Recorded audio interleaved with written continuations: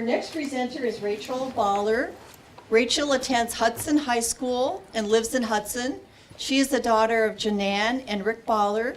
The title of her project is Corn Hybridization.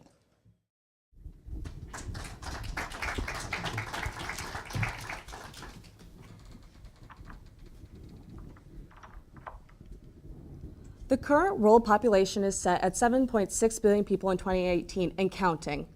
According to the United Nations Department of Economic and Social Affairs, the estimated world population by 2050 is set at 9.7 billion people. Isn't that amazing?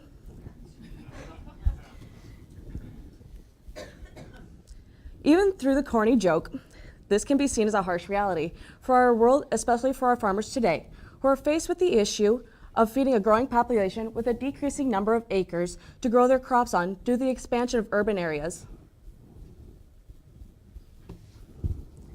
Corn hybridization itself is the process of crossbreeding two genetically distinct inbred lines of corn and to create a hybrid that carries oftentimes the preferred traits from their parent inbreds. It has been over 300 years since the first known breeding of plants. This is just one of the ways farmers are able to fulfill the ever-changing need for commodities in the world, but especially hybridization, in my opinion, is one of the best ways farmers are able to grow their crops to fit specific areas that can withstand some of Mother Nature by having stronger roots and stalks, which can help boost yields, make for a healthier crop, and many other factors. I chose to research corn because I have been around it for most of my life. This project started when a teacher encouraged me to explore further into the growing stages of corn and what is happening through the stages. Corn is also one of the easier crops to breed because of the breeding anatomy of the plant itself. In 2017, my main goal for my first crop was to work out all the kinks and figure out a good procedure so that I could hopefully learn from my mistakes. Once I began my second crop of the two inbreds and their hybrid, my main goal was to compare the data that I had collected from my last crop to show accuracy. I primarily observed a few distinct phenotypes that I found between the two inbreds and their hybrid to study the process of hybridization and the way it impacts our crops today. I began this project back in 2016 after communicating with an agronomist, Joe Edwards from Iowa State, who shipped two inbreds, B73 being my male and MO17 being my female, plus their hybrid. I continued my project in the spring of 2017 and used the same setup in the spring of 2018. I planted a 6-row plot. My rows were in order of inbred male, two inbred females, and one male inbred, and my hybrid male and my hybrid female.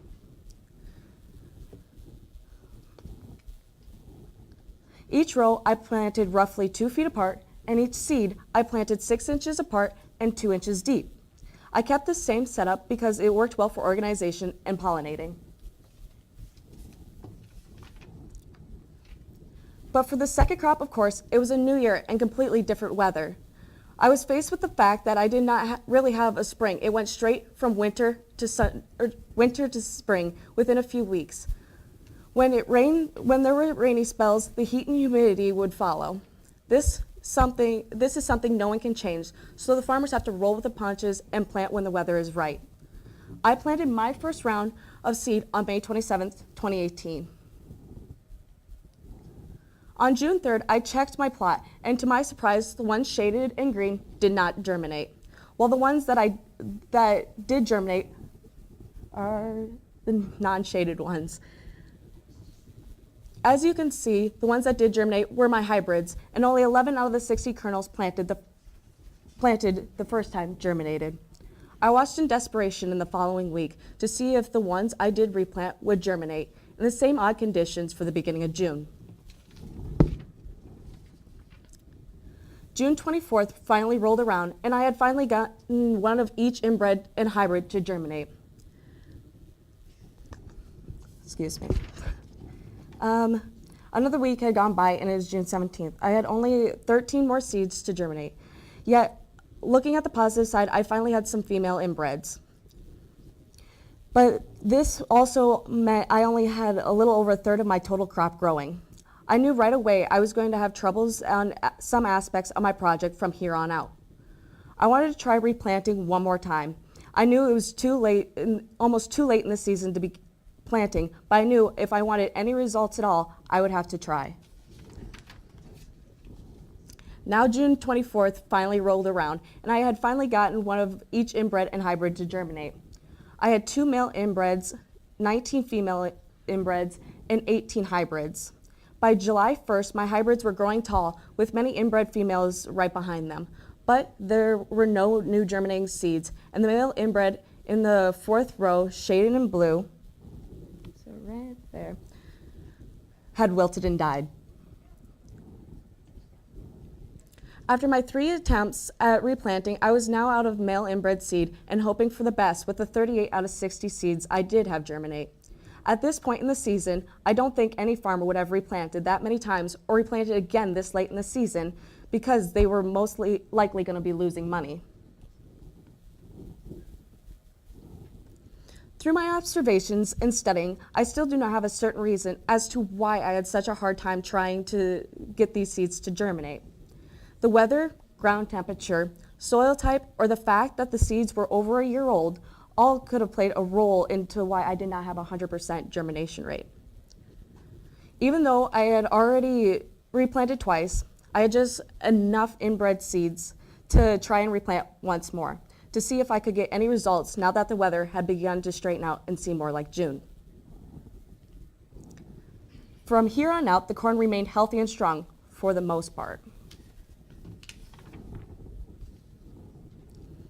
About the first week in July, the hybrid corn was just a little shorter than me. And of course, when everything was going good, we had some strong storms come through that brought rain and wind. This did cause me some panic because of the height that the corn was at. If there was enough rain to saturate the ground, the corn can catch just enough wind so that it starts to pull the roots out of the ground, which of course with strong enough winds can completely level out a mature cornfield, let alone my little immature corn plot. This reason the roots began to pull was not only because of the wind, but because they were not fully grown and didn't have enough depth. I could not help that the storm hit our farm or that the seeds did not germinate the first time I planted. That was all Mother Nature's doing. The one way I could have prevented this was by planting the seeds just a little bit deeper in the ground so that the roots could form just that much further down. I did not want to try and stand the corn back up because I knew that it would eventually straighten itself out again and because farmers are not able to straighten out a whole field when damage is done. Within a few weeks, I was still able to tell that some damage was done because the base roots had become stronger and regrow into the ground. When it came time to pollinate at the end of July, I had to become flexible with my goals because I had not had the germinating difficulties with the first crop that I did with this crop. There were pros and cons to these difficulties I had along the way. One pro being that I did not have to use the bagging method to pollinate. Instead, I could pollinate naturally. Most of the hybrids were not able to pollinate at the same time, while the inbred females were not ready to pollinate. Therefore, they would not crossbreed. One con I had was that my inbred females were almost shooting tassels when my male was just barely shooting his flag leaf. This leads to completely different results that when I had my first crop than because I was crossbreeding instead of inbreeding. At this point, I had to change my goals for my project. I was no longer going to be able to look at the results of the crossbreeding, but I could look at the growth of the ears and be able to compare and contrast the characteristics of the ears from this harvest to the last one, being that I inbred it instead of crossbreeding. To this date, I am not able to harvest because of the rain we have been receiving. It was a year in October 4th that I harvested my inbred from last harvest, and on October 16th that I harvest my hybrids from my first crop. This just comes to show some of the hardships that farmers endure year after year. Herbert Hoover can easily relate to the dealings of with hardships. Even through most of his issues were amongst other people rather than nature, he still had to go through those hard times and make the best of them. One of the hardships that Herbert Hoover experienced was during World War I. In August of 1914, Belgium was invaded by German soldiers who were trying to capture France. Within 3 months of the German soldiers occupying Belgium, the resources began to dwindle and starvation began to strike Belgium. Ambassadors from both Belgium and Great Britain saw the struggles of the Belgian people and began to pursue the idea of the United States watching over the importation of food and other goods to the Belgians so they would not suffer so much. Herbert Hoover was assigned to be the leader of the Commission for Relief in Belgium. This project was to collect food and other supplies to be shipped overseas to where the Germans were occupying Belgium. Hoover's dedication to being the leader to the relief efforts gained his recognition from around the world and named the Great Humanitarian. Hoover's dedication to being the leader of the relief, After the United States had entered World War I, Hoover became the leader of the United States Food Administration and quickly a household name. His job was to sustain enough resources from the United States so that they could be shipped overseas to American European allies. The idea of meatless Mondays and wheatless Wednesdays became part of most Americans' lives during the war. According to the Herbert Hoover Presidential Library and Museum's website, Hoover's strategy were able to double the amount of food shipments sent from the U.S. to Europe. The website also states that Hoover was able to channel 34 million tons of food and clothing and supplies to war-torn Europe. Herbert Hoover was just one man committed to serving the well-being of others by feeding over 1 million people. This is what farmers have been doing for centuries and will continue to do, but this has to come with some changes. Just as Hoover asked the Americans to conserve food to ship overseas, the agronomists, botanists, geneticists, and farmers, also with many others from around the world, are going to need the help of others like myself to pursue careers in STEM, to create new advancements in technology and other resources like hybridization. These advancements might be the only way to sustain a healthy environment, ecosystem, and human population for years to come. Thank you.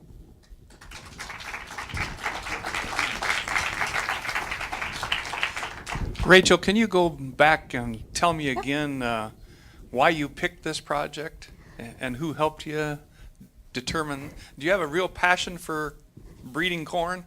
So my dad's a farmer. We've been farming I will be the 6th generation. So ag has been a huge part of my life. I've grown up on the farm and watching Dad combine, sitting in the combine with him. That's always been a huge thing for me. So once I was able to, I joined FFA, and I was able to go and learn so much more about farming and the future of it through there. And then with biology, we started studying cells. Well, I had brought some corn stalks in, and I was looking at the stalk and the way the cells had formed. So that kind of inspired me to start looking at that. So it went from looking at the cells to breeding it to see the whole process of it just growing and what all happens through that.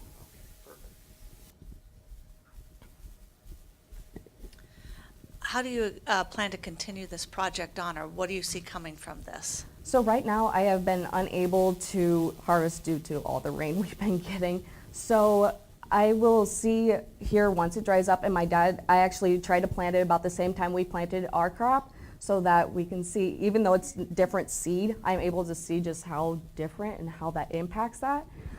So I will be harvesting, and I will go through my data from last year because it was a different year, and I am now harvesting so much later. Now that'll make an impact on how my seed looks, whether it's already sprouted on the ear because of all the rain, or if it is actually better than last year's harvest due to all the weather changes. But I will finish that data and compare, and I will probably end up showing to a couple classes through my ag teacher how we are able to see the difference in just the inbreds and the hybrids and the way it matures throughout the different stages of growing.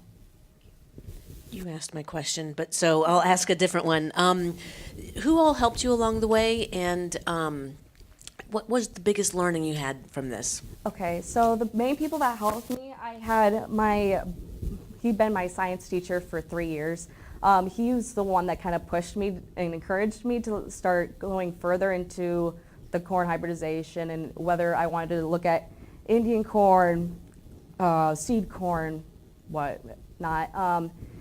He was one. My dad is a huge inspiration just through his farming, and the family has been farming, so that was another one. My ag teacher encouraged me with all this speaking and just research.